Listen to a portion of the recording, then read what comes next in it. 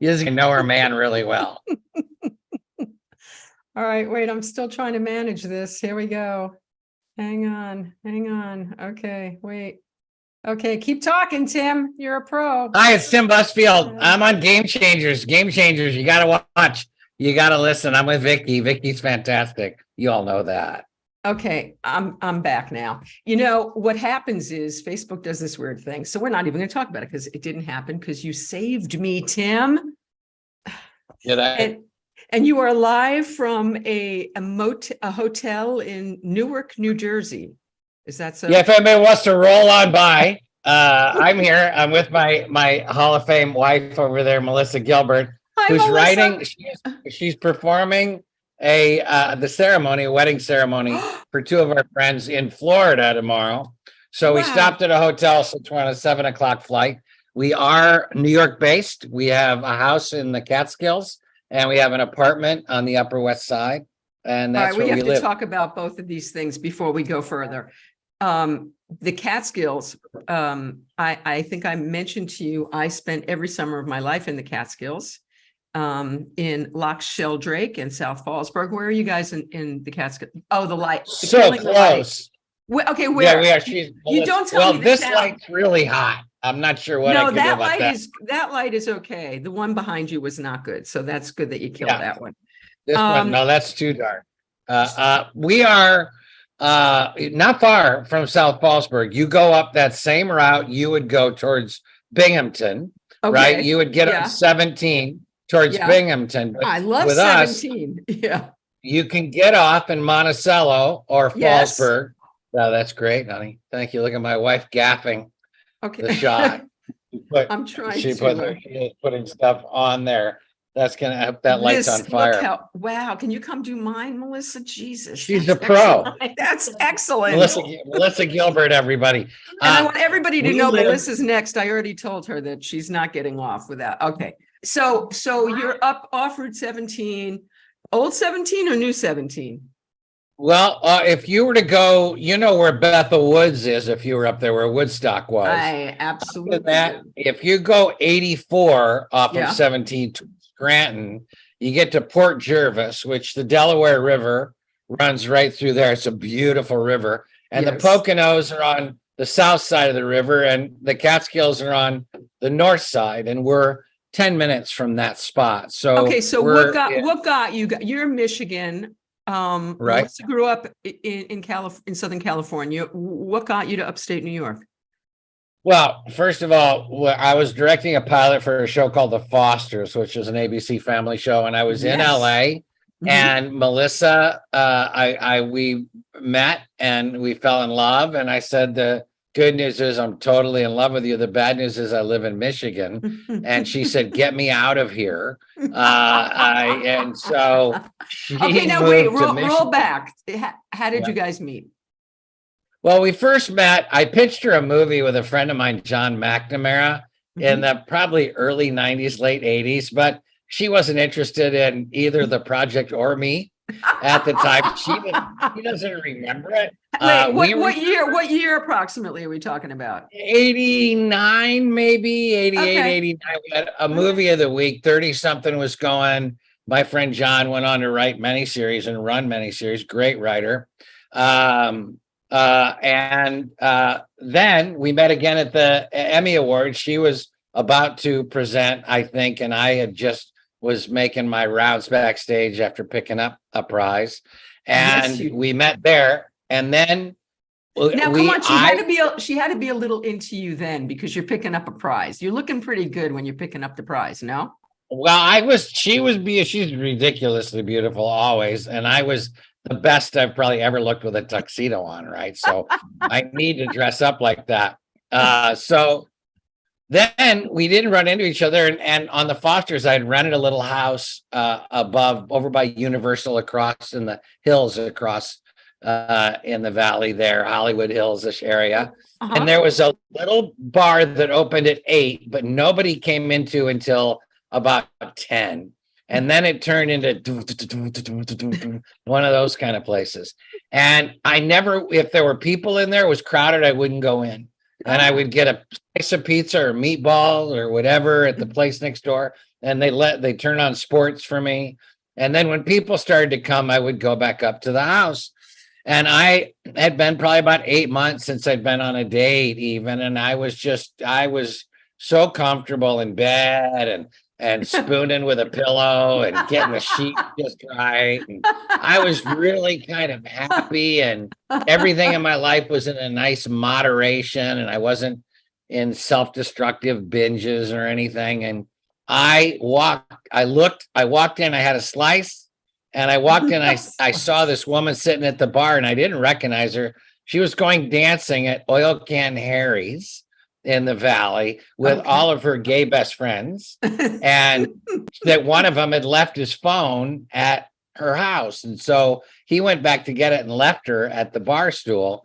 Hello? And I seriously looked, and then I backed out. And it was like that Raiders of the Lost Ark moment where he sees snakes and he's like, snakes, why did it have to be snakes? I was like, I'm not going in. And then I looked again and I go, I had the pizza. And I was like, just go in, I have a beer and go, which is what I would do. And so I went in and I sat down about 5 stools from her. And then she said, finally, we connected a little bit. When I ordered, I could see her in the mirror. And I was like, oh, I'm in trouble. I knew I was in trouble when I went in. I knew. I could tell. I just looked at her and I said, this is really bad. And so she said, you just accepted my friendship on Facebook. You just accepted me as a friend. And I was like, oh my God, yes, I know you're Melissa. Yes. And so we just sort of went from 4 stools apart to 3 stools apart to 2 stools apart to there. And I left. I said, I got to go. She said, yeah, quit while you're ahead. And the next morning we texted like right at the same time for lunch, and we've been inseparable. So I love this we've had times apart, but for the most part, we really want to do everything together. It's both of our 3rd marriage. And so there's, with that many marriages, you realize there are things you're willing to compromise on, and that there's things you're not really willing to compromise on. Okay, so let's go right in there, because we were talking about this right before we went on the air, and I was saying all these relationships that look idyllic on the outside, and then you get a little closer and you find nobody's got perfection and fine all the time and no conflict and no challenges. But I don't know, maybe you guys do, but I'm curious, because do you guys, come on, you're human, you have to run into some walls. Don't tell me you guys never fight. Oh no, we do. We end up laughing about them, but then we also end up back in the same bed. Yes. We don't, it wasn't long ago, Melissa, we got in a fight and she said, I'm going to sleep out in our trailer. And I said, don't do that. You're just going to come back in. It's going to be cold. And so sure enough, she came in and I felt her spooning with me. And the next morning we both do what we always do, which is both apologize, because you don't get into a fight unless there's 2 people involved. And I can't remember what it was about. And, so often it's not about what you're arguing about, but this was long enough ago that I've not been drinking now for a couple of weeks, and I'm at an age where I don't necessarily stop when I want to stop, and that's a problem. And so I really haven't had a drink since that. So night. is that like at the base of some of those issues is if you've had too much to drink or around the drinking? Yeah. I'd say all of my mistakes for the most part came from when I was drinking, for the most part. Yeah, it just doesn't work with me. I feel like 65, I should retire from drinking. I've had a good run. This is late in life to be making that decision. And I know that you have a history of alcoholism in your family. Can you tell us a little bit about that? Well, yeah, my mom was finally got her 20th time in a hospital to dry out was Betty Ford in 96. And did she dry out? She did, for the most part. And then later I would see her and she might have a glass of wine in her 80s or whatever, but she would be okay. She wouldn't go back to where she was. And I've never been, I would go months, if not a year, often. Even since Melissa and I've been together, I would do a job or work. And, I did a play last summer and I really might have a glass of wine at night. It was just that who I become, alcohol makes me a dick. Well, it makes a lot of people a dick. So tell me what that means for you. So if you're drinking too much, right, because you're a really nice guy and you've got a really good heart and you're evolved and you have conscience. So, but I'm an alcoholic and I'm an addict. So I know. So how does it manifest in you? What does becoming a dick mean? Well, I mean, I probably run out of that patience that I will react in a way that I know would create another reaction. I see. It's, it becomes, instead of something that's copacetic, I mean, I'll challenge something or I'll call bullshit on something like any obnoxious drunk would do.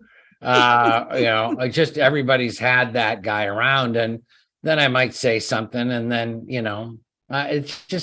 it's I sort of lose control on some of the things that, I hurt people that I love. And that's usually what's coming out of your mouth. It's not necessarily because I drink and they get mad because I drank. It's because of the things I say.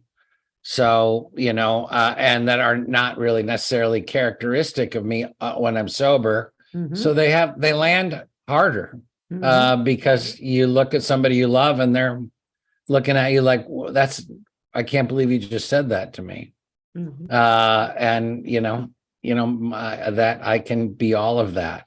I'm on your show 9 seconds and I'm telling you, revealing horrible things about my personality. This is not horrible things. This is really honest. And if we're boring, if all we are good things, who cares? What makes us interesting and what makes us human is our humanity, right? And this is your humanity. If you were just Tim Busfield, this perfect guy, this perfect husband, this perfect father, this perfect grandfather, this perfect actor, who cares? Who wants to hear your story? You're boring.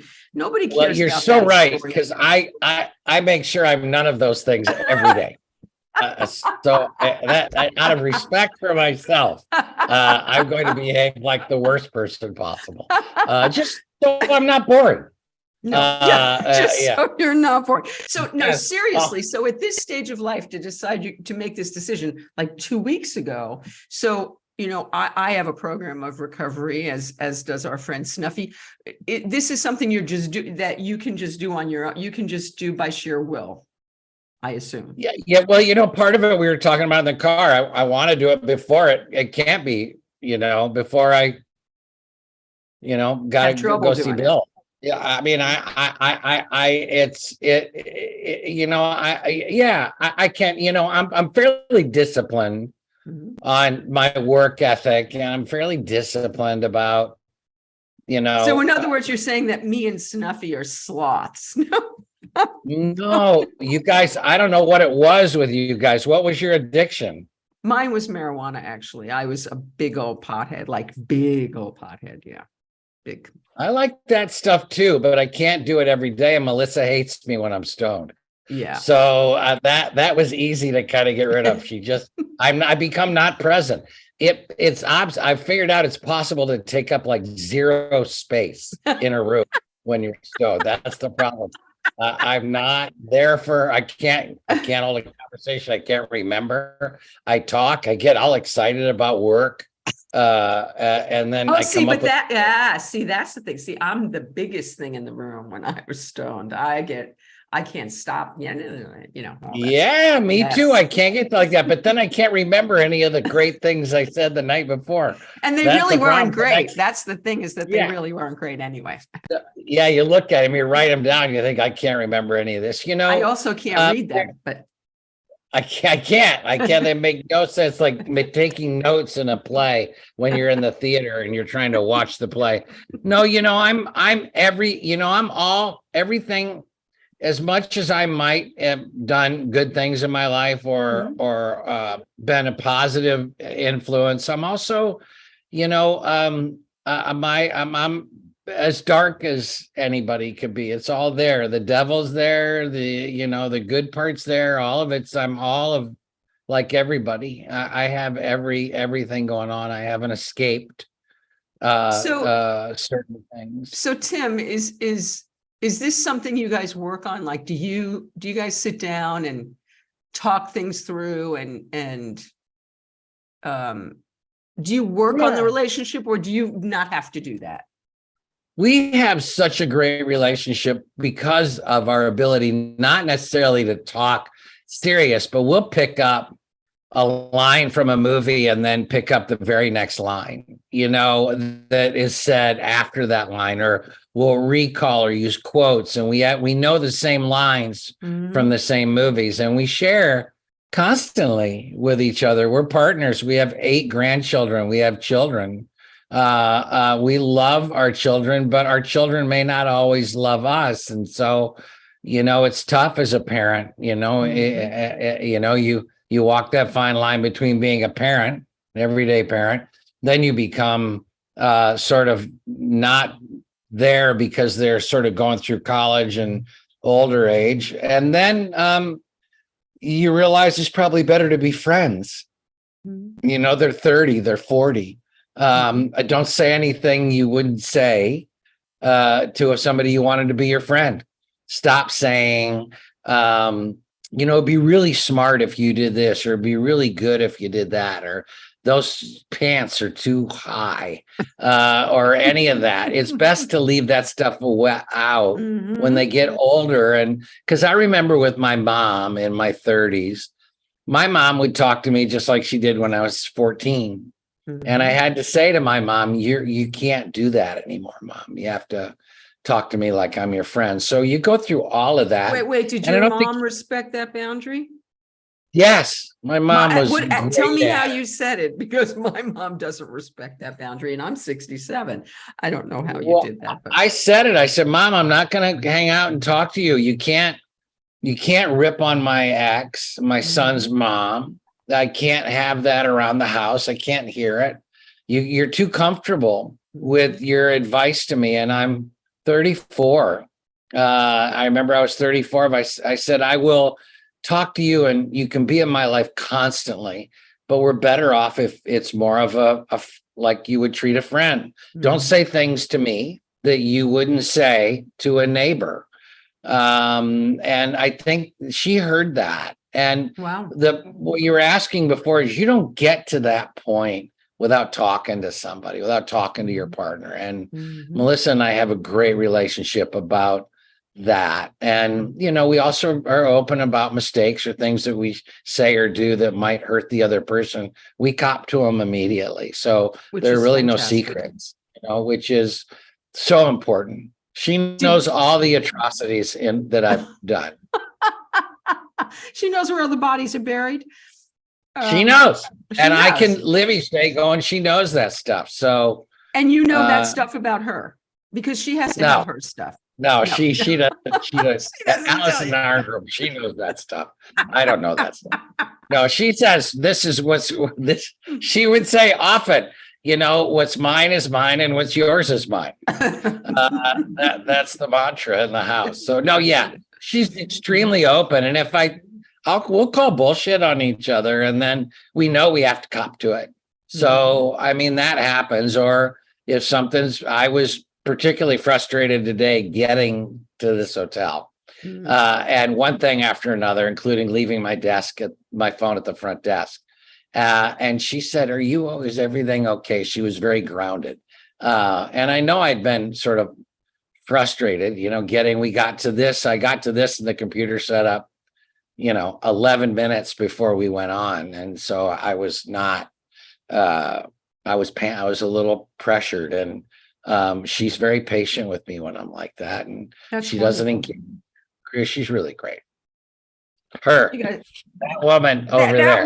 That woman over there. She's got this angelic light haloing her entire being. So she's kind of like a little angel back there in She in the does. She distance. has all that. She is all that. So did your families blend easily and naturally? Were there any bumps in that? Because that's a lot of kids, grandkids. Did Oh it no, all? it's bumpy. It's bumpy. It's bumpy. And it's great at the same time.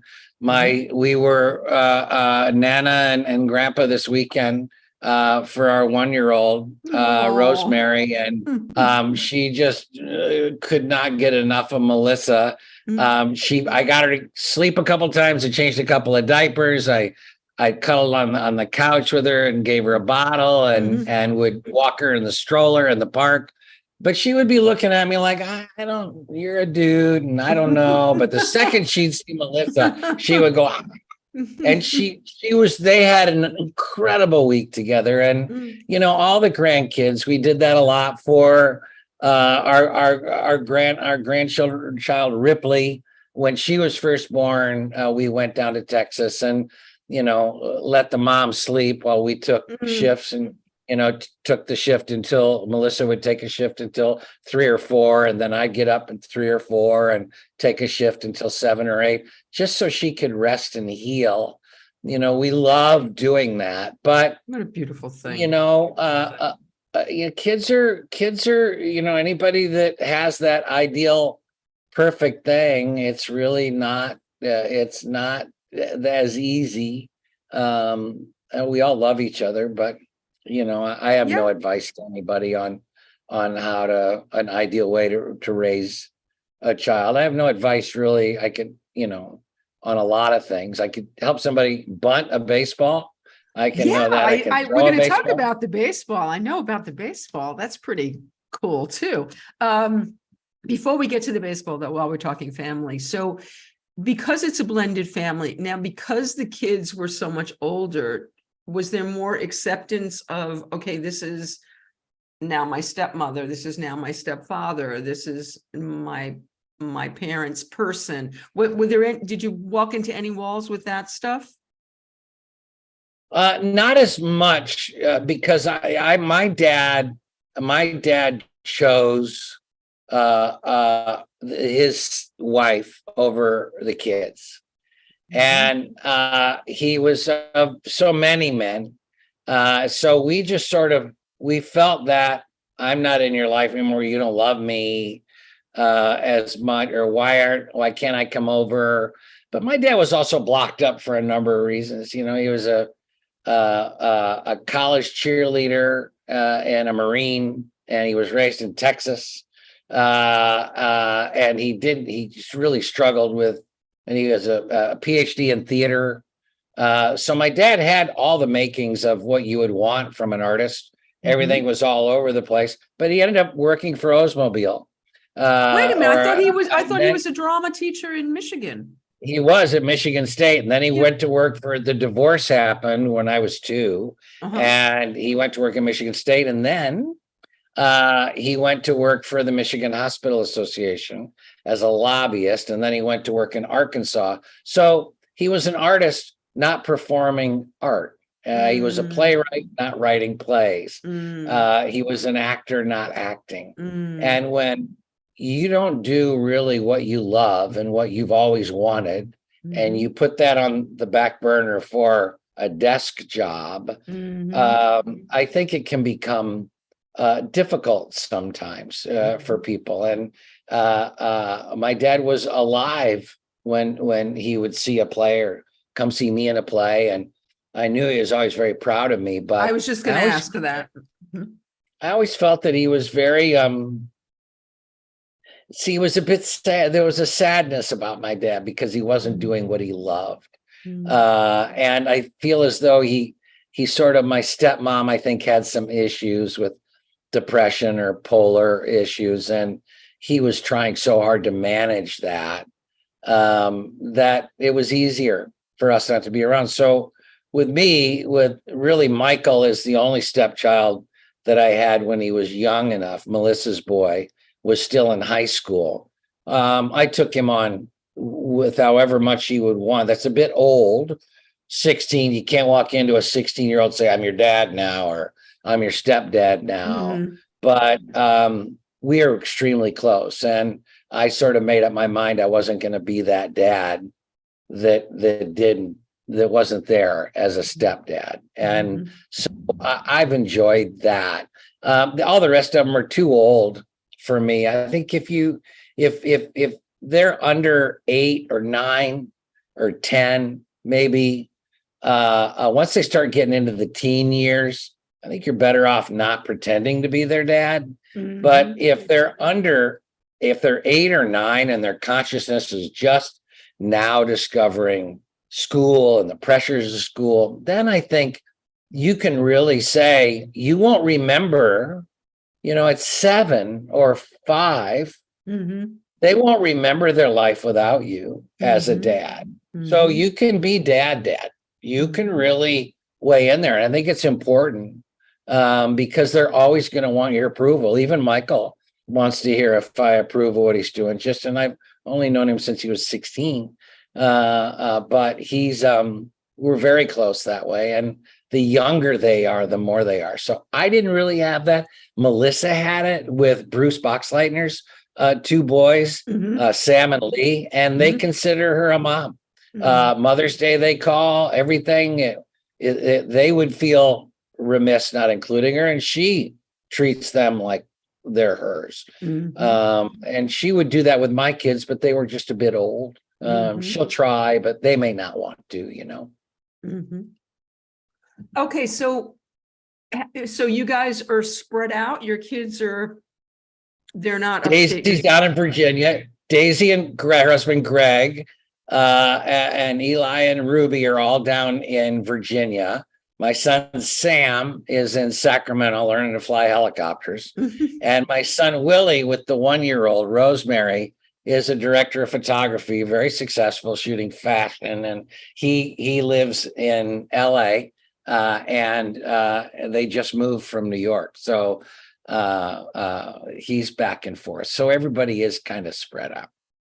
So during the pandemic, when the pandemic hit, we were talking before the show about being of service, and the way I kind of did it was I went live 7 days a week when the pandemic hit because I didn't have anything else to do, and I made this community of people that we became family, and they're watching right now. And hello, COVID crazies. We're the COVID crazies. So when the pandemic hit, where were you guys? What were you doing? I assume work got halted. Were you in the middle of things when everything stopped? I was in the middle of something that Snuffy would have been a part of. We had done the table read for 30-something, the reboot. Yes. And the next day was March 13th. And ABC said, go home. We're shutting everything down. And so we had moved from Michigan and to New York City. Melissa had auditioned for a play and got it. And she got another play. So, and we were subletting and living around, and she had, she works. And I taught for a year at Michigan State, and it was a great experience. Snuffy was a part of that as well.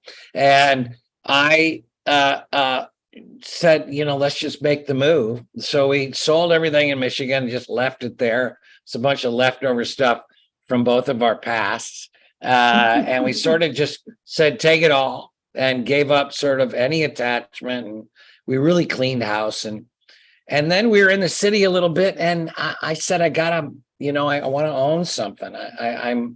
I'm too old not to own something. I don't have enough money to go buy a big, huge house or a big apartment in New York. So we bought a hunting cabin in the Catskills. Okay, what does a hunting cabin mean? Well, it's seasonal. There's no heat. The fireplace was the heat. There, you have to shut off the water when you leave, and then you got to drain it so it won't freeze. You've got to. It's a rougher existence. There was a bathroom that was only about 15, 20 years old, and there was an outhouse there. And so I said, this is great. And she was like, what are you, mental? This is a nightmare. So I said, no, this is exactly, we'll get it. So we got it, and we put radiators in, and we fixed the roof and put a new kitchen. We did all that DIY. We had a guy up there, a carpenter, who helped us, but we did all that stuff, and then we got it up right about the time, just a few months before the pandemic. Wow. And so we drove straight up from our place in New York and planted a garden and got chickens, and sort of started living. But it was seasonal. Did you freeze? We had changed all that. We'd upgraded so we, like, from 2018, 19 up until the pandemic, which was 20, right? Was that 19? Yes. 2020, yeah. So the house was done in like December of 19. And then it was very basic. We never thought we'd be there that much. It was just a little cottage a couple hours outside of the city. But then it became our home. And in the first 5 years of the marriage, we were in Michigan. So we were honeymooning with each other. We didn't have lots of friends and other lives and other routines that we were in. Our routines were each other, which was great. And we really grew accustomed to that. So on the drive to New York from Michigan, one of the drives, we found Berryville, and we loved the guys. It was a married couple, and they had a place called the Stick It In. And I said, she was driving, and I went on Priceline. I said, I found a bed and breakfast called the Stick It In Berryville. So we laughed, and then we went, and we loved it. We loved the area. We loved the water. And we loved these guys in the community. And so we started looking and found a place up there for like some ridiculous, like $93,000 for 14 acres and this thing. And it was just, now with the pandemic, it's much more, and we've improved it, but it's our home. I can't imagine us not ever always having that. So how long did you guys stay kind of pandemic-y, and how long has it been since you've been back out in the world, would you say? Well, I was on a show called For Life. It was an ABC show with Nicholas Pinnock, and we were on ABC, and we had finished our season for the most part. By that March, we were done, and we got picked up, and the word was nothing is going to go until October, November. So I had Melissa take all my hair off, and I just started eating fried food like a maniac. And I was like, let's just hunker in here and order steaks and let's just live in here and really hang out. And sure enough, we're the first show back in August. And I'm pulling the hair out of my head, trying to get it back. I called the creator, Hank Seiberg. I said, how long from the last episode to the beginning of season 2? And he said, it's a meet. And I was like, well, we ended on me and Nicholas, and now we're going to come back to a same conversation. So I was doing every trick in the book. I was blow drying it, pulling it out, using every bit of anything I could do to make it look. Had you gained weight? I just stopped eating everything. The actor diet is no bread, no sugar, lots of water, no alcohol. All that took over. And I think if it wasn't for, I think I would have been a full-blown absolute alcoholic and drug addict if it wasn't for acting. And there's just certain parts where that's not in that being. That being doesn't have that issue. And I'm just screwed up enough as an actor that I'm methody enough that I will stay away from what they stay away from for the most part. And so it's easier if you have a role, but I need a role. If I don't have a part, then there's really no reason for me to discipline what I eat or what I drink. I'm not worried about my health that much. I'm more there's people that are concerned about their health, and spiritually, I struggle with that being more important than eat ice cream and die. I think both of those have the same spiritual. You can't have one. Doesn't mean you're more spiritual. You're more enlightened. You accept what you are, or so I'm from that school. And I went back and was in it immediately. We were very cautious, though. We bought a 2-bedroom RV, not a big that you drive or anything, a fifth wheel kind of thing. Not really expensive, but we were able to quarantine our kids and friends in that and then we'd be outside and we'd have outdoor drive-ins or barbecue and, people bring their kids and their dogs, but we would just stay out in the air. Did you guys get COVID? Melissa did. I don't know if I ever did. I never tested positive. So Melissa got it bad. It benched her for a little bit, but I still haven't gotten it yet that I know of. So, I might have and just didn't, asymptomatically, it just didn't show. And so are you back to full blood? Are you like, is life completely back to normal for you guys? Has it been for a while? Yeah, but it also felt normal in a way, even with the pandemic. I mean, there was we kept our honeymoon just rolling. We were in Michigan. We lived on 5 acres in Michigan. We'd go see our friends and family that I had there from growing up that we would spend time with, and she loved them and they loved her.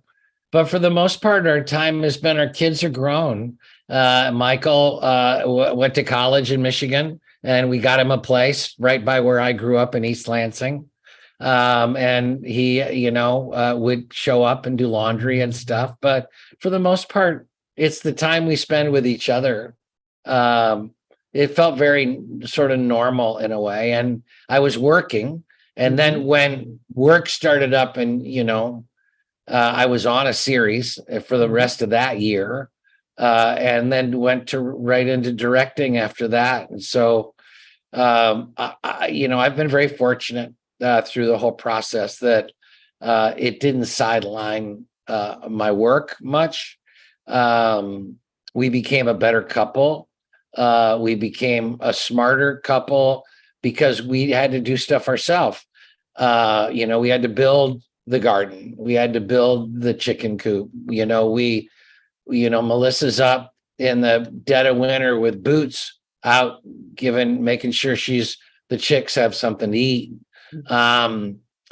She takes care of that garden. We got very earthy, and I think evolved it together. So take us through, I think you guys are so adorable. So let's say you're not directing, you're not acting, you're on an off week or whatever. Take us through what a day is like for you guys, aside from feeding the chickens and doing the garden. The day starts with Melissa listening to the sort of classical music station. I end up sort of trying to avoid the news, but I get to it too shortly. The dog, we got a dog, Chicago, is a year old, a year and a half now, is so excited, wanting to play right away.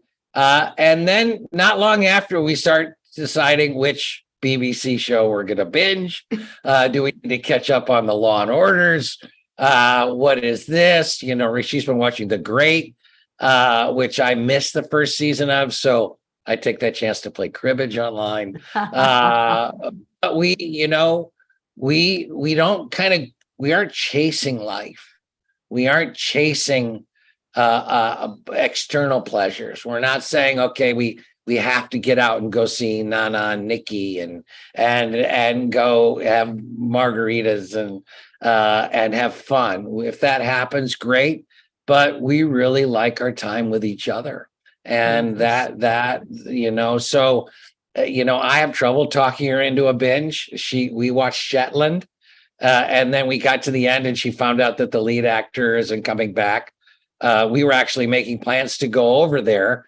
All of your shots from England only made us want to go to Europe even more, especially the fish and chips that you had. Those look really fantastic. When you're in the country, you don't get the food. No. We go to the city to kind of eat. That's our favorite thing, is to eat in New York Where's City. Your place on the Upper West Side? I'm an Upper West Sider. Where it's up in the 70s, in the low 70s, 74th, 73rd, right in that area. Zabar's country, a little south of Zabar's, but little south of Zabar's, Little south of but Zabar's. close enough. Close Oh, enough. good. I'll get sent to Zabar's. I hate shopping though. I hate grocery shopping when she makes a list. She's a real cook. And so she's got stuff in there. It's like, avocado paste, something that's like nobody has. And we're up in the Catskills. And I'm like, I don't even know if there is such a thing but that's what I see. And I'm like, what is that again? Now, which one? I don't know. Which is the cilantro? Is that the parsley? This is a cilantro. It's parsley. Every time I come home, I've done something wrong at the store. She's sweet about it. But, when you leave ingredients and you're in the country, even though our store is only about 8 minutes away, you don't really want to get back in the car and go back. But I do. I trolley back. I get the cilantro. It took me so long. She scalloped, the little green onion, that you have. The scallion, yeah. Yeah. But they don't call them scallions in the store. They're called like green, and they call them something else. Green. They probably call them green onions, right? I don't know. Yeah. So why, if you're going to send me to the store, don't give me a typo. Don't write a typo on the. Don't say it's the wrong thing. I literally to go get 4 items at the grocery store, I stand still for at least 40 minutes. And I grab people that walk by and I say, where's this? And it's right in front of me. But I am so impressed with your college try nonetheless. I mean, just the fact that you change the diapers, you go to the store to shop. You are ahead of 90% of the men in America. My hat is off to you. I try. If you're okay with failure in your man, I'm good with that's my kind of man. Well, that's really great. Okay, so let's talk some of this career stuff and how this all happened for you, because I don't know that I've ever seen any screen actor's resume who's done more theater, which impresses me more than anything, because that's where we all start, right? Anyway, and the fact that you started 2 theater companies and one is for children. Do you have one of those cameras that adjusts automatically, or are you doing that? No, I just did. I slide. Oh, okay. I put my laptop on the trash bucket in the hotel Nice. room. It's You know about those owl cameras, though? You of course you know about it. But you know about those cameras that do that when you move, they move with you and stuff. No, yeah. I don't have any kind of remote head on this thing at all. No, okay. I was just keeping it from sliding into my lap. Well, good plan. Okay, so you. I'm assuming you started in the theater. Your father was a drama teacher. So did he open that door for you? Did you walk through that door? Did you ask to go through that door? When did you know that's what you wanted to do? How did you know that's what you wanted to do? I think I always knew I wanted to be an actor. I went and saw, my dad wasn't around, but his poster of Death of a Salesman that was in the basement was riddled with BB holes. It was a great target. You could really nicely get in on it. And it worked well. But I went and saw Burt Lancaster in a swashbuckler movie at the Lucon Theater by myself in East Lansing, our little East Lansing, where you could walk to the movies at 6 and go to a movie. You're giving me goosebumps because you got to work with him. So this is a whole nother thing. I did. And I came home imitating him. I was like, I'm going to be an actor. I'm going to be a movie star. And my mom and brother and sister were like, okay, will you pass me my mom made cheese toast with bacon. That was her one meal. So it'd be like, hand me the salt or whatever we needed to pound it with. But I went and saw that, and I kind of had one of those moments where I said, that's what I want to do. And then I got to work with Burt and spend a bunch of time with him. And I imitated him all my life after that. And then I got to play with him, and I got to play with Redford, who I was also helped push me along.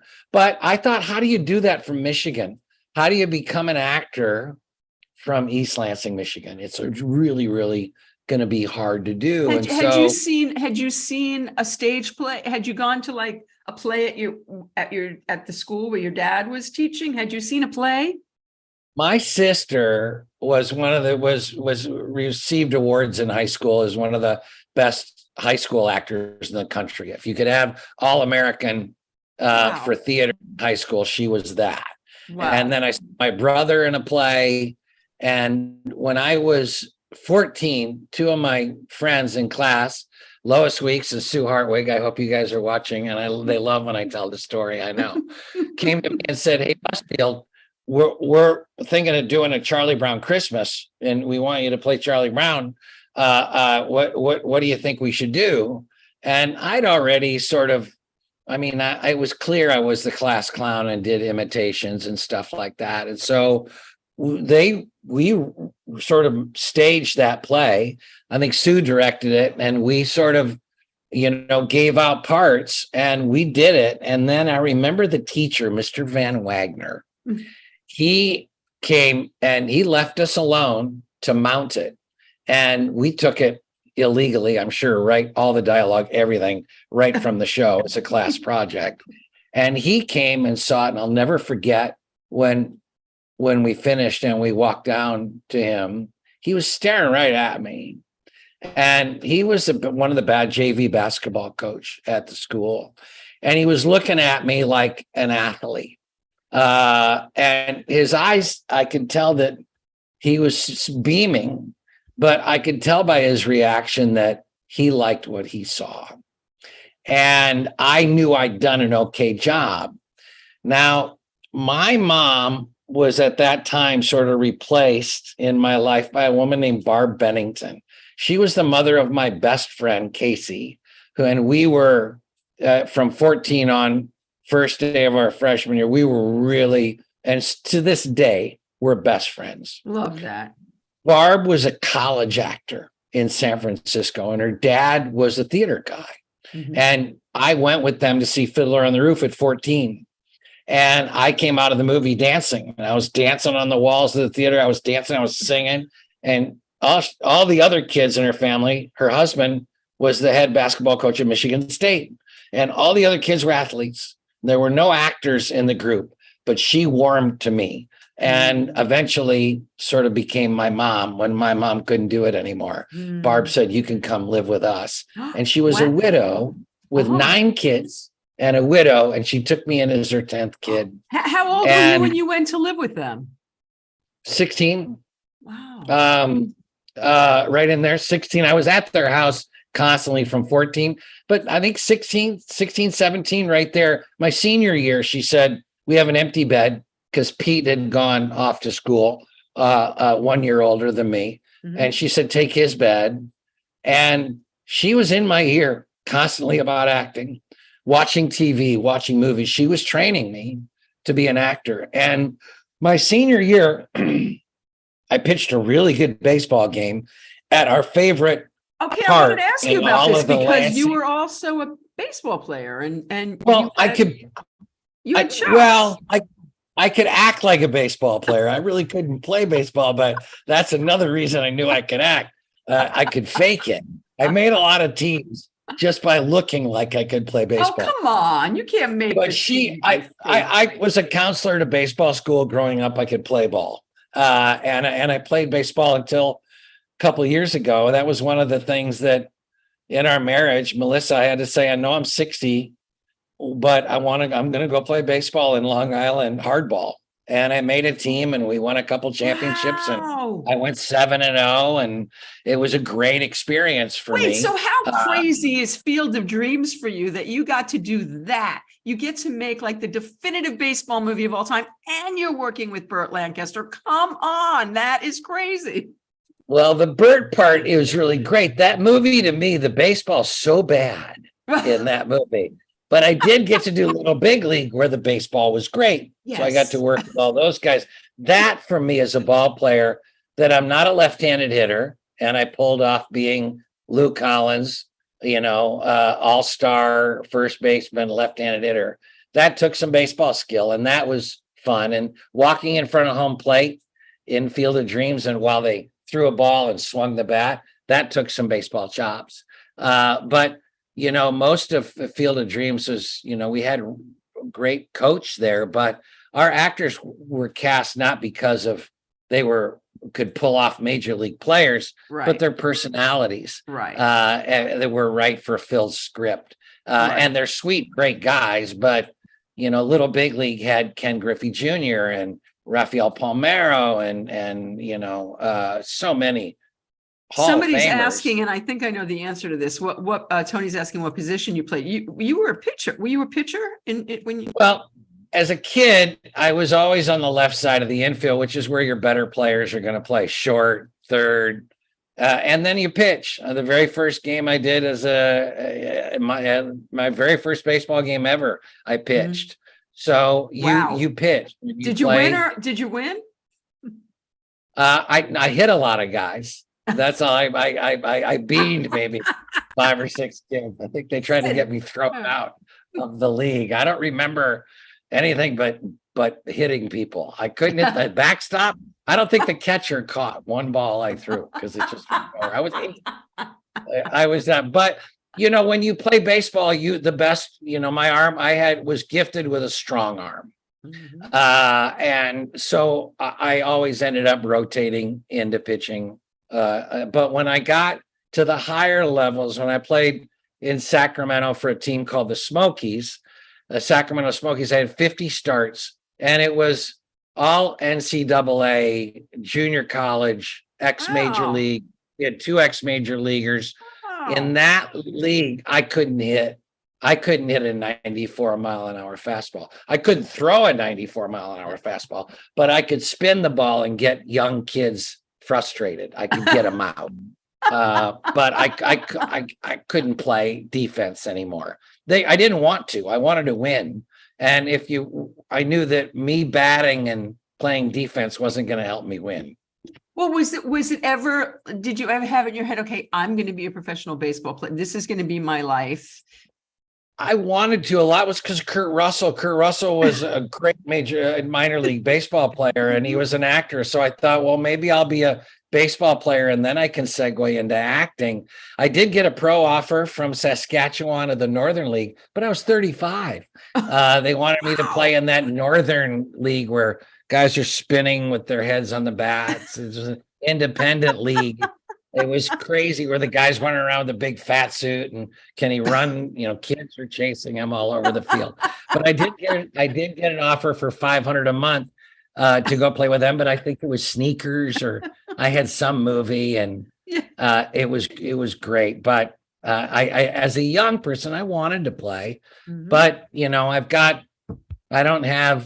I'm not big and strong and fast, and baseball players started to become gazelles in the early 70s. And you had to have a certain speed. And the day of, unless you were Reggie Jackson, athletic, he was my hero. He didn't have speed and he wasn't a gazelle, but he was my hero. But well, Dave Winfield and those guys just really changed the game when you can be 6'6" and fast. That's right. It became more difficult for someone like me to play. And I never wanted to lift. I always wanted to be an actor. So I never wanted to lift weight. So you wanted to be an actor and you did this thing. You had this woman take you under her wing and mentor you. Where did it start to so how did it start to happen for you? Well, I did finally, the woman, the theater at the school, Kate Vile, who was our genius high school Hall of Fame. She did a lot of great plays, saw me in that Charlie Brown that we did and bugged me constantly to be in a play. So I did Guys and Dolls my senior year. I would rehearse in my baseball uniform. Were you Nathan Detroit?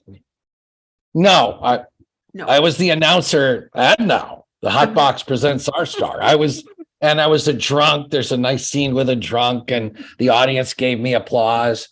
And then I went to East Tennessee State to play baseball and hurt my shoulder taking batting practice and said, "Where's the theater department?" And went, and they had auditions 15 minutes later there was a leprechaun and I could do the Lucky Charms. Ooh, magically delicious. I could do that Irish. That's not really an Irish accent. It's terrible, but I did it and I got cast. And then I immediately felt at home and knew I was on track, and spent a couple years there studying, then went to Actors Theater of Louisville, and I didn't know where I was going. I apprenticed there and then joined the resident company. It was one of the first ever. And tell everybody who was in the company with Well, you. Chris Cooper was in the company, Kathy Bates, Wow. Marcia Norman. We had Pulitzer Prize winners. We had Academy Award winners, Tony Award winners. We won the Tony while I was down there for the best regional theater in the country. But I learned, I got a chance to be playing minor league or major league kind of ball in Louisville. And then was discovered in the New Play Festival by a casting director named Ethel Wynant, who ended up being Scott Wynant, who was a producer on 30-something, Emmy award-winning director that Snuffy knows well. His mom flew into New York, and I auditioned for Saturday Night Live and got a movie and got a play. Wait, let's talk about Saturday Night Live. What did you do for your audition for Saturday Night Live? They gave me some sides and they took us to a studio. They didn't tell me we were auditioning for Saturday Night Live. I didn't know till years later when I asked Lauren about it. When I did a Saturday Night Live, I asked him about it, and he said, yeah, that's the talent would come in and we'd give them sides. And I read Weekend Update is where they were, it's that kind of thing, sitting at a desk, and they a chance to do a couple of, I didn't get it. Clearly I didn't get it, but I made the rounds, and I was off and running from Louisville, Kentucky, and then, Broadway, off Broadway, Broadway. Okay, TV so wait, movies. let's talk about the Broadway thing, because we talked about this briefly before we went on the air, that your first thing was you understudied Matthew Broderick for Brighton Beach Memoirs. So there's a story here, I know, because so did you get to go on stage, Tim? I got to rehearse it. Maddie wasn't there in the beginning. Maddie was so great. I understudy, was the backup for both the boys, Željko Ivanek and Matthew Broderick, both of them nominated for Tonys, both of them great. But during the run, and I'd already had I was working off Broadway, but I had a baby, and $235 a week wasn't going to do it. So $1,000 a week on the road with a Broadway contract was great. And I got to learn it from the back of the house. I never went on in a performance. I never got to go on once. And I was with it about a year. I went away and did a series. I went and did other stuff. I did a movie with Željko. And then I kept coming back because, with a baby in New York, $1,000 a week and was a lot of money. And so I did the final dress rehearsal at the Amundsen. And it was the first time the play really gelled. Matthew was, of course, won the Tony and was perfect in the part. But he maybe didn't quite know all of his lines so perfectly well up until the opening. And so the show was at speed, and it was great. And they came up, Joyce Van Patten, all the actors came off, Timmy, and then Neil comes through, Timmy, and hugs me, and Gene Sachs comes through, and Timmy, and gives me a hug, and Manny Eisenberg comes through, goes, unbelievable, you crushed it. Come here. And he pulls me into the dressing room, and I go, yeah. He says, you're fired. What? He said, what? What are you talking about? I just killed it. He said, you're too old. You're 25 and you got a kid. And this is a 15-year-old Jew from Brighton Beach. You're great. We love you in the part, but we're going to have to get somebody who's more right for the role. And I said, well, do I still get to cover Stanley? And he said, oh, yeah. I said, do I make the same money? And he said, yeah. And I said, oh, that's okay. I'm completely fine. And I'd done so many plays up to that point at Louisville and college and off Broadway. And it was William Hurt and Lindsay Krause and really great people, and original Lanford Wilson. I'd had so much success and had gotten my act together, that to sort of make some money and spend time with the baby was really great. I didn't want to go on once. I didn't want to do it once and then live with that, because then all those mistakes of that one time, I didn't want that experience, and I didn't need it. And I knew I was going to be on Broadway again someday. And so for me, it wasn't that big a deal. I wasn't trying to get an agent. I had agents. I wasn't trying to get movies. I'd done movies. I'd already been on 2 series by Okay, that so point. how did the screen acting stuff happen? How did Stripes and how did the screen acting stuff happen? Well, I went to the audition for Stripes in Louisville, and I said, I see you're looking for, I won't do extra work, but I'm at Actors Theater. And the casting director said, oh, read. So I read, and I got a part, and I got to work a day on that. And then just auditions, I went on 45 auditions before I got a commercial. I started to get better at auditioning, and it's repetition.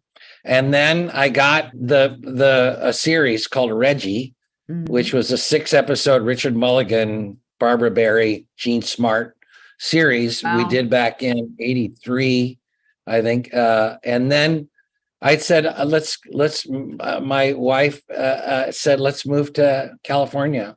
It's better for the baby, and lugging a stroller around New York City and up and down subway stairs.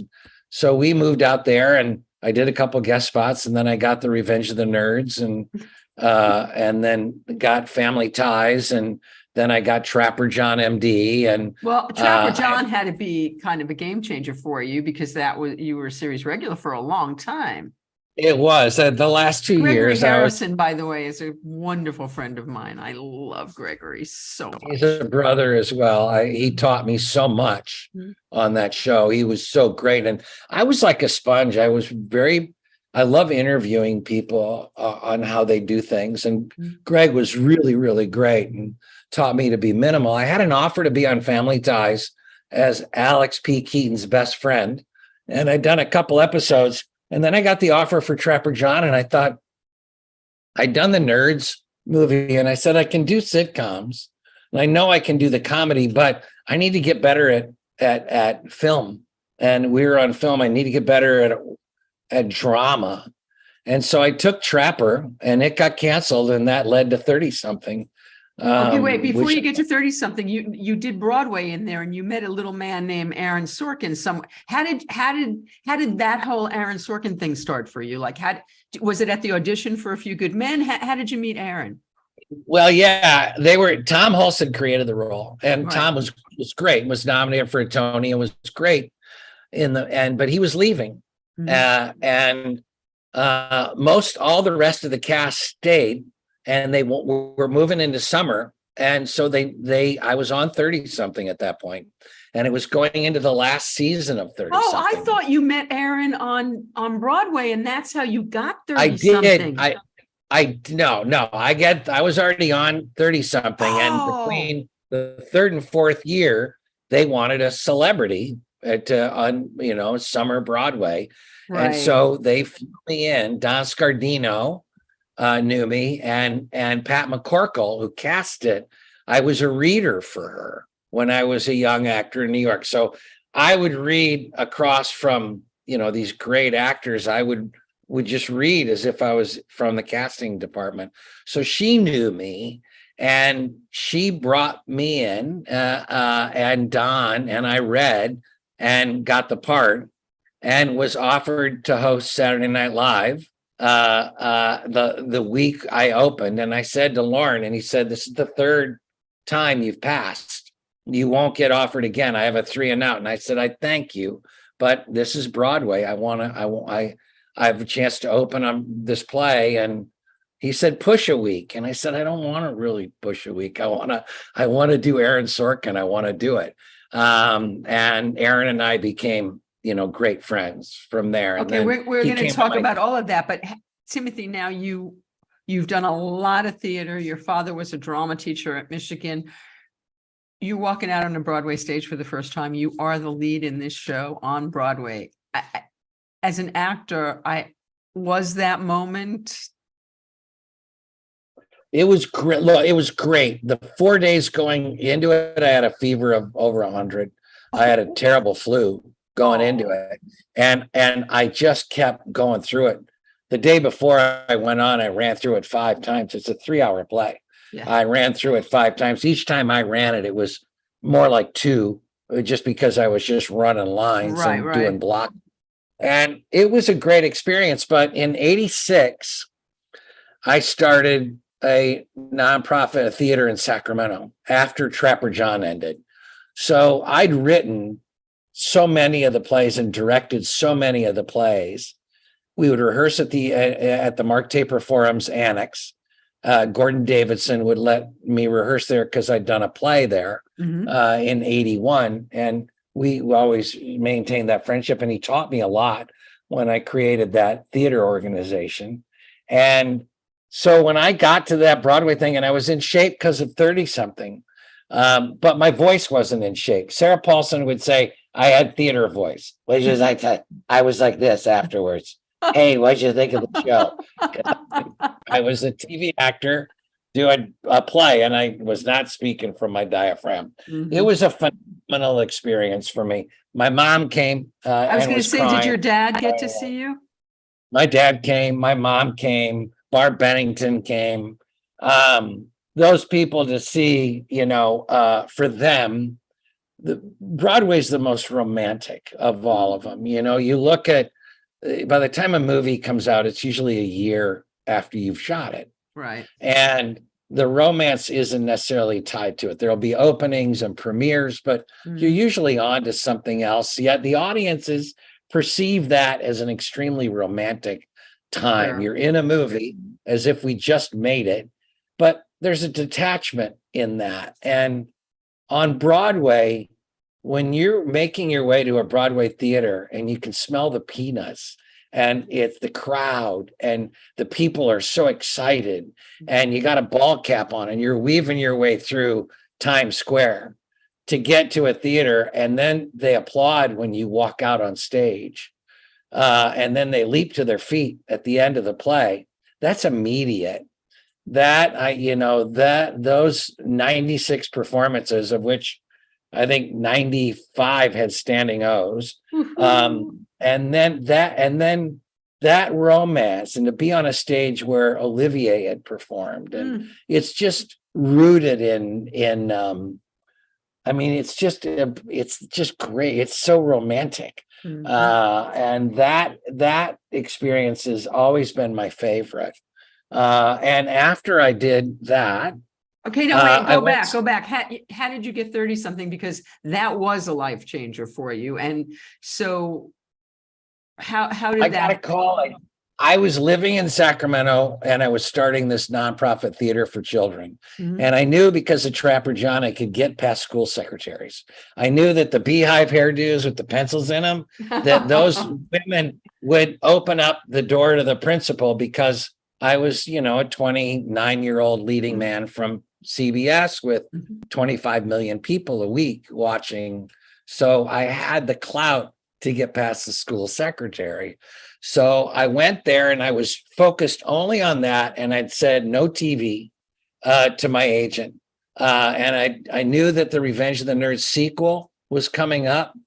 But I'd just done the lead on Trapper John the last 2 years of the show, and was just sort of throttled back. I'd been through a divorce, and the 30-something script came, and I read it, and I knew it was like when I read A Few Good Men, and like when I read Field of Dreams, it was just magic. Every page was magic. And I'm sure Snuffy would tell you the writing on the show was like nothing I'd read. It was so real.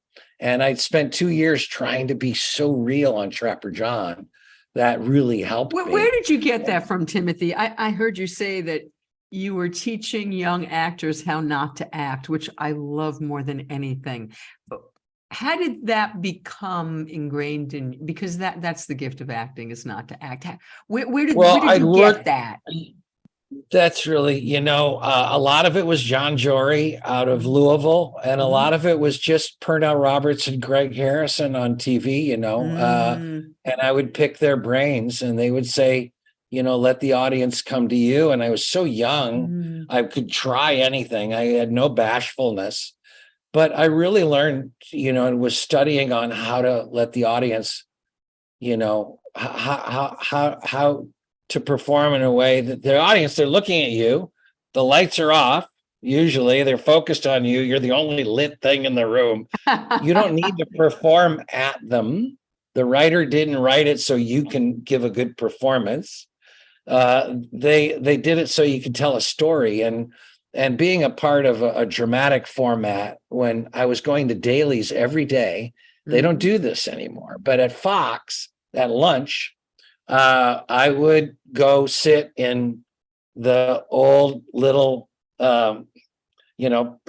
theaters where the projection booth and the guy's name, Tommy, roll dailies. And you'd have the pops that were those things that when it goes 8, 7, 6, 5, Right. and it's going doot, doot, doot, doot. And then you'd watch your coverage, your close-up, you'd watch the master, then I'd watch myself in a scene. And I was able to say, it was the next day, I was able to say, oh, here comes take 3. This is when I did this, or this is when I chose to do this. And then I'd see it and I'd hate it because it wasn't spontaneous. It was pre-planned, very much like you would do if you were doing a play. And I really learned from dailies. And then 30-something, they had dailies every day.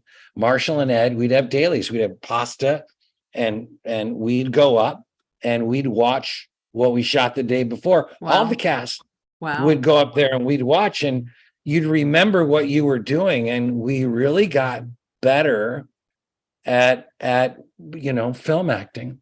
So is that how you started to learn how to figure out how to be a director, from watching those dailies? Yeah, now I'd been directing you must have been directing theater forever. And produced at an Equity Theater. I had an Equity Theater. By the time 30-something come around, I started directing professionally in 1980. Okay, but that's different. But stage directing is different than film directing, no? Yeah, well, it's it is absolutely, and I would not go on the record of saying it's different. However, scene interpretation, blocking, and performance are exactly the same. Right. The difference is that the audience is inside these plastic and glass contraptions that record the element, and the sound can allow them to speak at a normal tone, which allows the audience to believe them even more. You're not doing that projecting Broadway. You can stop and do it again, which is all of that. Yeah. You can do it. But as far as the ability to say to an actor, to say to an actor, cut or stop, great, love it. Is there value in trying it this way versus, no, that's terrible. I knew how to talk to actors by that point. And then being one yourself, actually, is a huge. It taught me a lot. And I know that, the biggest mistake most directors make with actors is they want to treat us with kid gloves because they're afraid of us, because they don't know how to do what we do, and they don't want to mess us up, but they don't realize they can fuck with us and that they can play with us, that we are carnies. And I'd learned that. I'm doing Broadway voice. I'm screaming into a microphone right here. It's so stupid. Peter Horton came into 30-something as a director. Oh. Then he directed, and then Ken said, well, I'm directing now.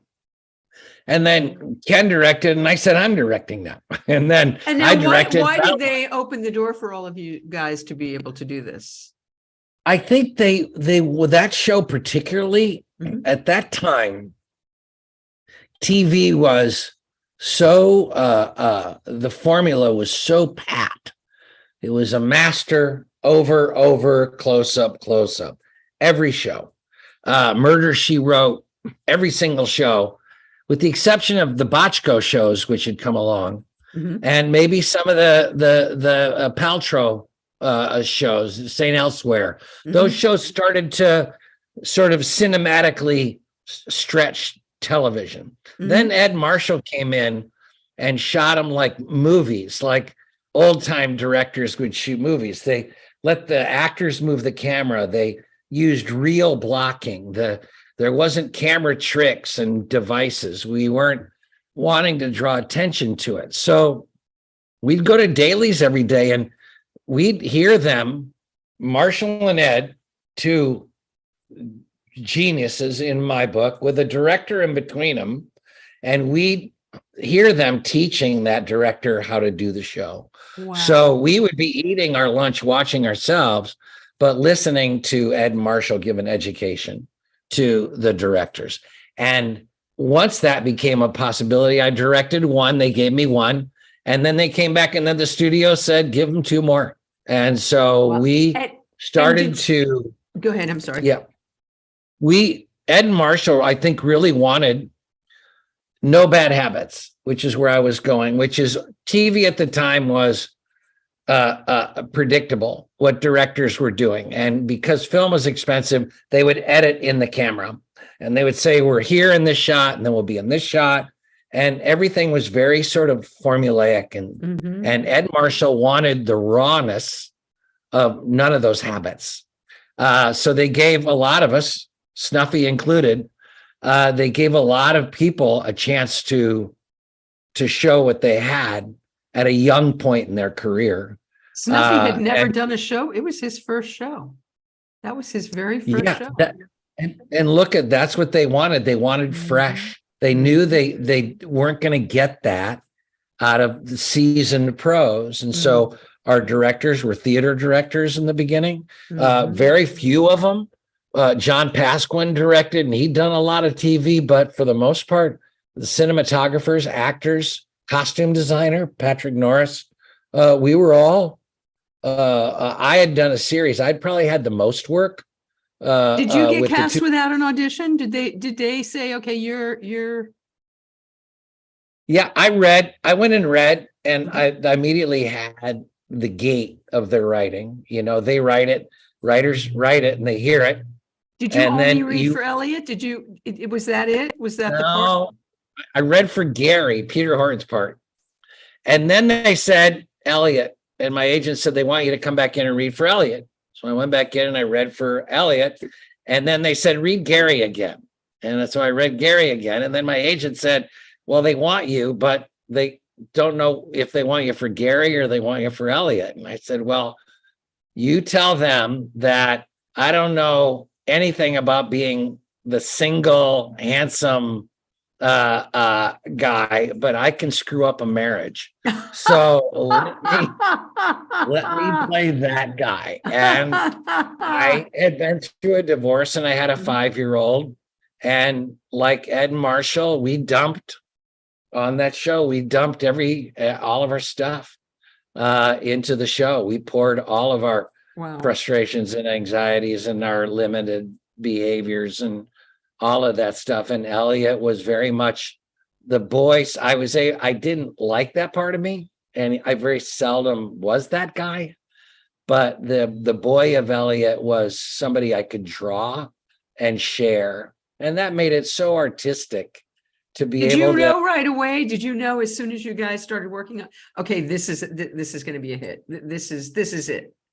No, as a matter of fact, at the upfronts, they hated us. We had done the pilot and we were already shooting probably our first or second episode. And we had to go to Long Beach or something and and they had the upfronts and we were reviled. And before we'd aired, nobody knew what we were. They said, you're a soap. How dare you be in prime time? You're nothing. The number one show was Murder, She Wrote. Every one of us were completely taken aback. Then, of course, the next year they were like, we love you. You know, we'd won the Emmy. Because you guys hit with the audience immediately, right? Yeah. The show was a hit. It was a big hit. We didn't know. I knew we were at the Burbage Theater in Santa Monica, I think is where it was.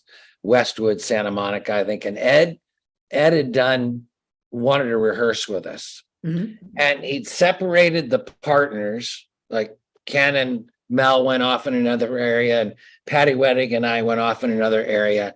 And we immediately started arguing improv.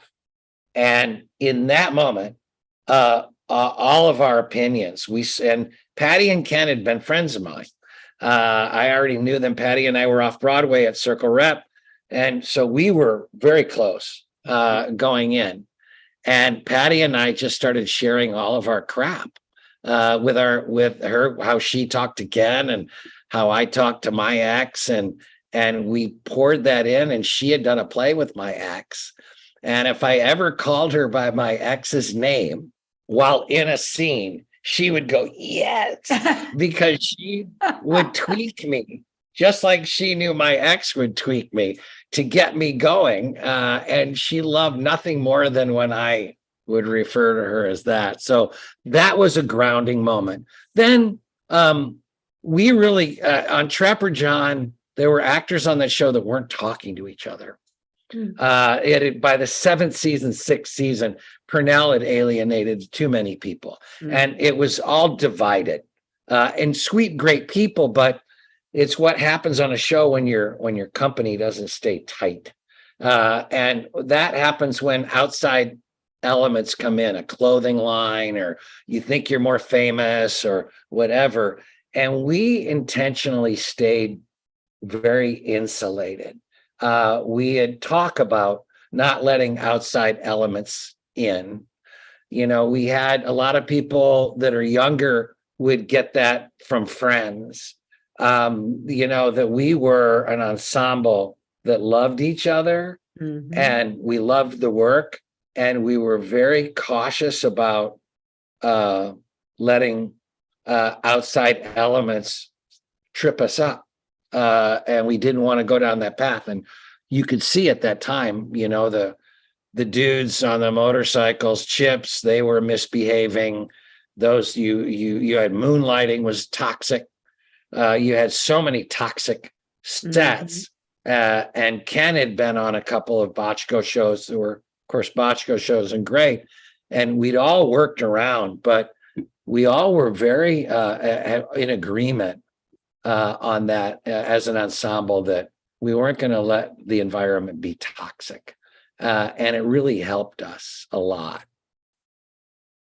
And so this is one of, you corrected me before we went live that I thought you and Snuffy had done 4 shows together. It turns out you said more like 10. 10. Oh my God. And Melissa also worked with. So now I know about Sports Night. So tell us a little bit about Sports Night. Well, I mean, Sports Night was just Aaron Sorkin, and the beginning of Sports Night led to West Wing, right? And Aaron had been a big fan of 30-something. And so Snuffy seemed a natural choice. You know, we'd been very close at that time, rolling in, and it was Aaron's first show. And, you know, Snuffy was by that point so prolific in television, constantly working. Seemed like the right guy.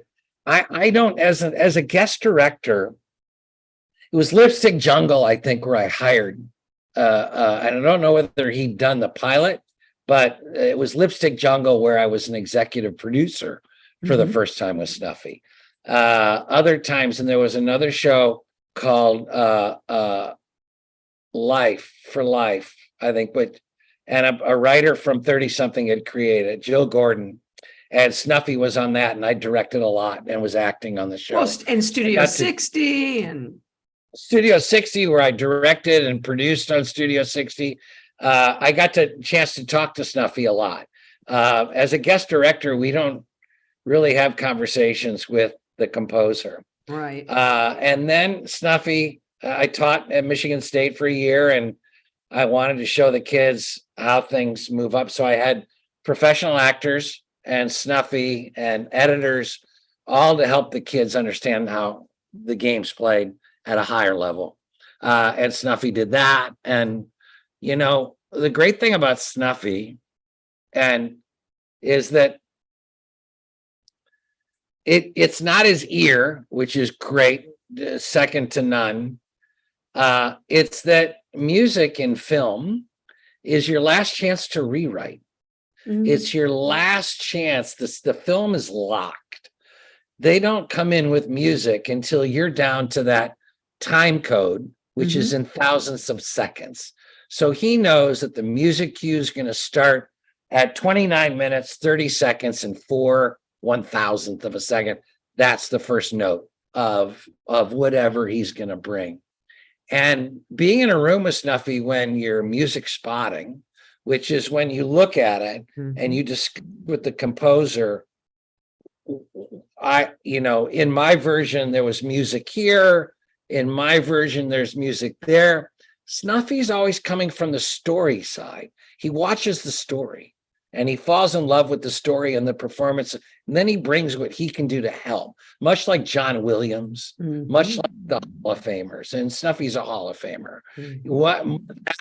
Those guys, they rewrite the end of your movie. Jaws is done. It's locked. It's done. And John Williams says 2 notes. Bum, bum, bum, bum. Spielberg says, you're out of your mind. That's no way. There's no way. And Williams says, trust me. Now, Spielberg gives his movie to John Williams and says, do whatever you want. Because John Williams does the last rewrite so well. You can't add any color. You can add color. You can do that and do that, but you can't add costume color necessarily. You can't change the rhythm of scenes. You're locked. You're television. You're 42 minutes and 30 seconds. You're not going to open it up to add another minute to then lose 2 more minutes when shows are coming out every week. You have to be locked. And that's when the composer really does their work. And nobody's better that I've experienced in television, maybe anywhere than I haven't worked with John Williams, but I have worked with James Horner a couple times as an actor and seen the movie before him and after him. And he was a master. He was, I can't get over what he can do. In Field of Dreams, he hits a musical note about the time that Kevin says to Dwyer Brown, playing his dad, hey, Dad, you want to have a catch? All that time he's climbing. And then he says that and he hits a note and it's like a dog whistle for men's emotions. They just can't help themselves. And I never thought anybody would see that movie but women. I thought women will like it because of Kevin, but the baseball's so bad. Men aren't going to watch it. And it makes men, it opens them up.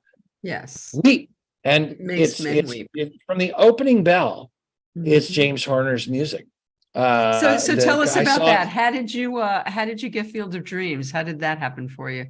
Well, Margie Simpkin, the casting director, I was a reader for Margie Simpkin when she was doing Broadway and movies and TV. I was the reader for Brazil. I was in the Chateau Marmont for several days with Terry Gilliam, auditioning movie star after movie star coming in. And I would read the Jonathan Pryce part or read whatever parts were there. And Margie Simpkin, 30-something, it was at the end of our first season. And Margie Simpkin brought me in and I read. I had an offer for a Mark Harmon movie, baseball movie, to play a role, or I could wait and see if I got cast in Field of Dreams. And I said, it's just really no, there's no choice here. I'm going to wait. If I can be a part of Field of Dreams, you could tell again, script. You knew as soon as you read the script that page after page, perfect. A Few Good Men, perfect. 30-something, perfect. When you read one of those projects that lives on like that, it's on the West Wing. Right. Okay, I got the West Wing. I got to say to him, every scene you did with Allison, like I would get melancholy when you weren't on screen. I mean it. I would long for you to come into the scene. You were so spectacular in that. You really were. Mm-hmm. It was a really subtle, beautiful. Yeah, I really longed for you when you weren't on the screen. It was Aaron's writing. Aaron got mad at me. I would live down there. I would stay at his house when I would do the West Wing and Sports Night. I directed Sports Night, acting on the West Wing, going back and forth between the stages. And he gave me Sports Night and West Wing to read them both. And I said, Sports Night is great. West Wing is The West Wing is the best thing I've ever read. Huh. And he got mad at me because I didn't say the same thing about Sports Night. His wife had to call me. Julia had to call me, and we were like besties. I was in their wedding, and he's just like, Aaron's upset because you didn't. I said it was great. It was great. I just said the West Wing was better. That's all. And it turns out I was right. Yes. But Sports Night was great. There was no doubt about it. But the West Wing, from page one, it was that fairy dust thing. You read it like you would read any great play or great book or classic book where you're just going, boom, you just can't put it down. And then it wasn't just my opinion. People have supported that. And he called me and said, I need your heart. I want you to be on the West Wing. And I was like, you got plenty of heart. You got Marty but he had written this part and named the character after my character in A Few Good Men, who is Daniel Caffey, named him Danny. And he said, a possible love interest. So I that's all he had to tell me was possible love interest. And Allison Janney, on the very first day, my character was flirting with her, and she was like, this is great. Great. Thank you. Someone's treating me like a woman, which is great. I'm not just another dude in the show. And she really liked it. Aaron liked it. And it was a great experience. It was the writing. It's the writing, Vicki. You know, I'm a journeyman, solid actor. And there's times I can be good, really good. And I avoid really bad for the most part, but I'm no Laurence Olivier. I'm not, there's so many, Sean Penn, Robert Downey Jr. There's so many actors that I look at and I think, wow, I can't do that. Gene Hackman. I admire so many, but I still get to be on the field with them. I can play pro ball, but it's the writing. The best actors get the best scripts. Well, you're cutting yourself short quite a bit, but I appreciate what you're saying, but you are I'm undervaluing yourself here quite a bit. That's sweet. I'll be in the game for a long time. I'm executive producing a show for Fox right now called The Cleaning Lady. And I'm an executive producer, which is a head coach. That is so politically incorrect, The Cleaning Lady. I know it is. It's wrong. But it's a third season Fox show. And I'm executive producing. I love my job. I love the cast. I love the writers. It's great. But I'm not at a premiere at Man Village in Westwood, starring in a movie, with Ryan Reynolds. I'm not. I'm directing. I'm coaching. I'm keeping my career afloat. I have been in some good stuff and recently been in some good stuff, but it's a 50-year career. And for me to stay going in with a face like this, I better direct. I got a face for directing. Hey, that's just not fair. That's just so it fair. Helps. You never know what's going to happen. It helps. But the writing, I can honestly point at the shows that you mentioned and that everybody knows. Those were all shows that won Emmys for writing and were nominated for Academy Awards for writing. And they live on forever. So fortunate. And I'm not really taking anything away from myself. I'm trying to honestly, if there was no writer's strike when we made Field of Dreams, I couldn't have been in it because there was no corn in the Midwest because it was a drought in '88. So the producer insured the corn. They had to bring in buttloads of water that cost a mint to have it shipped in to irrigate. And then, so we couldn't shoot anything towards the corn until August. And August, with this, had there not been a writer's strike, we would have had to be back in July. And Ed Marshall would not have let me finish the movie. They'd already told Ken Olin he couldn't do Ghost. He was offered the lead role, one of the leads, not the Swayze part, but he was offered that, and Ed Marshall wouldn't let him out. So they weren't going to let me out. They were going to bring me back, and they would have had to recast and shoot my scenes in that movie. So there's luck. I was fortunate to be in that, and fortunate that there was a what do they drought. say about luck? Luck is when opportunity meets persistence or some, I mean, you have a lot to do with creating your own luck. You know that. Well, if I'd have taken Family Ties, then I couldn't have gotten 30-something because I would have been under a contract that ran past my Trapper John. Do you believe So- in destiny? Do you believe that things happen for a reason? Do you believe in that? Yes. I don't know it any other way. I Me can't. too. I believe in the rules of karma. I believe in Mhm. destiny. I believe there was destiny when I saw Burt Lancaster and fell in love with that actor and wanted to imitate him. There was something in that I almost felt like I'd get to meet him again. You see somebody and you have that moment, and What you was can't his explain it. reaction when you told him the story? I didn't imitate him to him, and I didn't tell him. I never told him. I just said I never. On. I don't think I don't think I told him I didn't want to come off as one of those.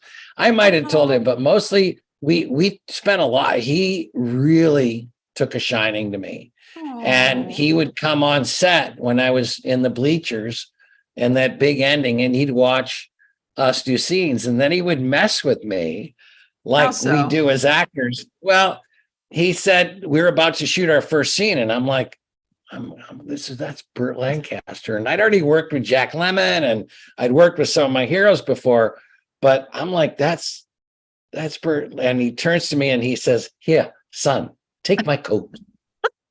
And I was like, okay. And he hands me his coat, and wardrobe, Mary, can you? And I hand her the coat, and we're about to do the scene. He says, "Yeah, son, you're in my eye line."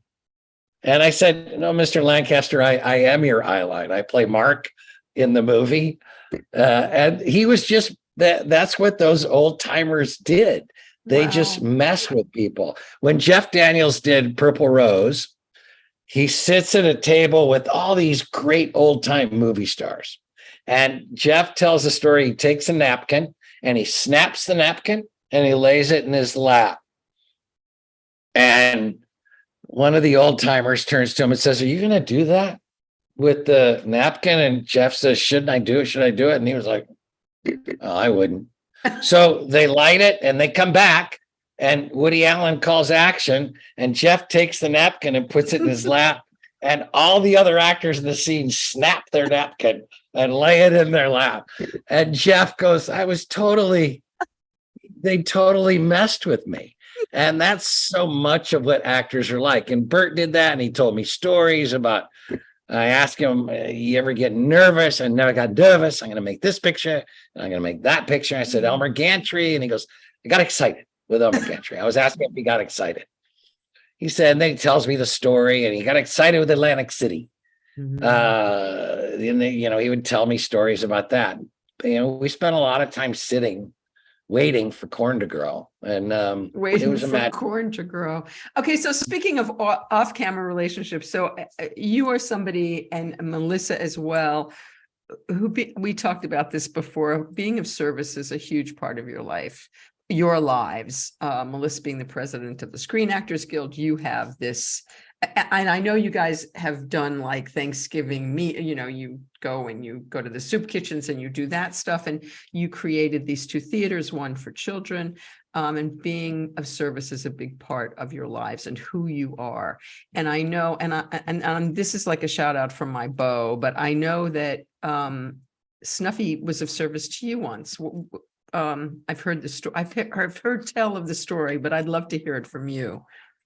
Well, we were doing Lipstick Jungle, which Snuffy was on, and the fires. I lived not far from Snuffy when he was living in the Topanga Canyon, the Calabasas area, and that Malibu Canyon, that run in there. I can't remember which canyon it was. I don't think it was Malibu Canyon. I think that was up one, but it was a fire would start and they would burn through that, the ocean air and everything. And it would everything would light up. And I was at the top of a mountain up there, and I was on Lipstick and I couldn't go home. We were about to open and I couldn't go home. I had said to my wife, "Go." go to a hotel, get out. But I asked Snuffy if he would go up and take a peek at the house. And he said, sure. And he went up and took a peek and came back down to see if my family was okay. And that's Snuffy. I couldn't get to him. I couldn't find out what was going on. And it was still safe enough. And Snuffy went up and got back to me, called me back and told me that the house was still there and everybody was okay and looked like they were packing to go, I think, and get out. And just to have that kind of friend, know people that would do that. You kind of want to be that, people growing up, whether it was Barb Bennington or whatever, that, if you can help somebody and you decide not to, I'd rather not be in that position. I'd rather, if I have the thought to help, I'd rather do it. And Melissa's whole thing has been, if you don't give, then you have nothing to receive anymore. You go, this comes empty, you empty and then rebuild. And she's always been really good at that.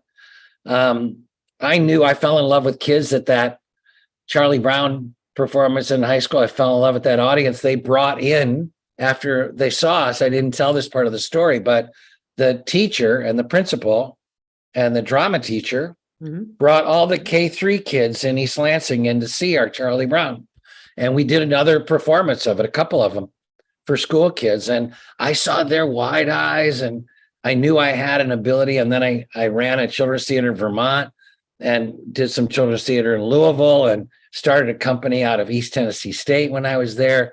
So that audience, to me, I've always felt it was the key to the American theater, that we weren't feeding guppies anymore, that I love theater and I was young. So you think, how can I make sure theater lasts forever? Well, there's only one way in my mind, and that's that kids grow up with theater as part of their curriculum. And if we ignore that, which we are, equity is terrible about it. They won't, there's no equity children's theaters. They don't allow for it. They don't allow for the budgets of what you can get from a school. The Broadway will do a smattering of performance, but I said it needs to be 360 performances a year, 130,000 kids a year in the schools. I was going to say it needs to be in the schools. My kids went to school in New York and I fought like hell, raised a lot of money to get them into a public school called Manhattan School for Children, which had drama, art, dance as part of the day. And when we came out to LA, that didn't exist. But I sat in on classes, and in La Crescenta, they put on play. My kids were always in plays, but it's hard to find in LA. It is hard to find. It's really hard to find like professional actors like you'd see on Broadway. They don't get them. They can get older brothers and siblings and they can get their friends. Yeah. But a 4-hour Annie that you see in high school, you go see a 4-hour Annie, you may never go back. But if you were to see a young Jane Kaczmarek, a young Bradley Whitford at 22 or 23, or Sam Rockwell, if you were able to see those guys in your elementary schools, if we were funneling our young professionals, and I did it, and I saw the reaction to me, and they thought we were real. They didn't know, but you could see that they trusted theater now because we were performed by professionals. You don't have that anywhere. In LA, it's too hard. I couldn't do LA because I couldn't afford understudies. And I would lose actors to day work because it's LA. Right. Sacramento I chose. There was no other professional children's theater. There was no other full-time equity theater. So I chose Sacramento. Now, how many years is it? It's 30. It's a lot. That was 86. So it's still running. 200,000 people a year, adults, kids. I started the B Street Theater 5 years after the Fantasy Theater. That's an adult theater, yeah. That was the adult theater, and Sorkin was in the original company, was the second play, was a Sorkin play. Wow. Edie McClurg was up there, Jim McClure, the writer. Sorkin, we did some new plays, but we really I'd won the Emmy that year, and I knew that we went in the round, so we didn't have to pay for sets. And I was in plays, and we had open-ended runs, and we built an audience, which is now supporting our $33 million building. We have 11 million in the it worked. Feed the guppies and then give them a place to come when they're adults. They'll respond, and that's how it's worked in Sacramento. Timothy, where do you think your mother was an alcoholic, your father was kind of absentee. Where do you think you got this ethic of being of service and of creating for others? Where did this come from in you, do you think? I can directly say that, as a kid, I was so curious about religion. I would go to the church. I'd put on I remember my little blue blazer and a fake tie, a clip-on tie, and I'd go, but I wasn't seeing it there. And my grandfather was a preacher, and my other grandfather was a reader at stuff, and my mom was a preacher's daughter and acting like it. And then I was about 15. I walked into a house where my brother was just moved in, and I saw a picture of a guy named Mayor Baba. And Mayor Baba is the don't worry, be happy dude. And I recognized him immediately. I said, oh, I know who that guy is. And his moniker, whatever, he was already dead at the time, was Mastery and Servitude. And so I would read his stuff and have been reading his stuff, all my life, and met people that worked for him and did work for him. And so I would think the influence of that at 15, at an impressionable age, and then 20 again in a much more intense way as an adult, when I really started to learn about the life of this guy, this Indian master. And it was all about service, and it was all about service. And that's what he did. He did all that stuff those other guys did, Buddha did, and Jesus did. They bathed lepers, and they would live with the poor, and he did all that. And so before I even became an actor, I was already inclined spiritually to serve. So I knew that my life would not be a full life if a great deal of it, and it's brought me more pleasure than anything, the service, whether it's the theater for kids or whether it's serving homeless or, teaching, those things where your focus is truly on giving. It's amazing how much those experiences can fill you up when you're giving. People are so afraid to give because they want to keep everything. They won't have here. Enough. Yes. They won't have enough, but then you give and, you get so and much it comes more. back. There's a great story, and I don't know if it was a Buddhist story. Some of the audience would know it. I'm not a really religious person, but there's a great story about a very rich man who has said, I'm going to give 10%. I give 10% of everything I make. Look at what I'm doing. And the response from the spiritual master was, you think that's great, but this person only has a penny, and they gave the penny to somebody who needed it. That's all they had. That's service. And what they get back from that is a lot. So there are people that give money that have a lot and they hold on to it. And there's those people that have what they have and give it all. And it's hard to say if who is the more full, love-wise and emotionally. Timothy, I have loved every second of this. Thank you. All right, before we go, what are you guys binging right now? What are you and Melissa watching these days? Well, she just finished Great, which is the story of Catherine the Great. She just finished that. So we'll see what the next one is. I'm going to want to go back to, I love the BBC cop shows because they don't carry guns. And I'm on the Eastern Council of the Directors Guild of America, and this came up in one of our meetings as should it be something that we should, how do we address gun violence? And I said I'm binging, and they all knew. Everybody in the room was like, "Oh yeah, Luther with Idris Elba." Yeah, I love Luther. So, those shows, those Is detectives, that they don't carry. true? I never even realized that. Yeah, cops, the detectives over there don't carry guns, and they go into harrowing situations. So, how could we best answer to that? Was the conversation, and no answer came out of it. And do we couple with the Writers Guild, and do we try to find a way of writing more to that? And I love a whodunit. I always have, and I really love the BBC. So I think we're going to go towards Grace over there, or it's one of the other shows, but she doesn't like, she loves them once she starts them, but she probably, You have to do a little arm twisting. I do have to do a little arm twisting, and then she's in. Okay, for somebody who did sports, have you watched Ted Lasso? Do you watch Ted Lasso? I love Ted Lasso. I can't even. I have 20 minutes left to this week's episode. I can't even tell you how much I love that show. I can't even.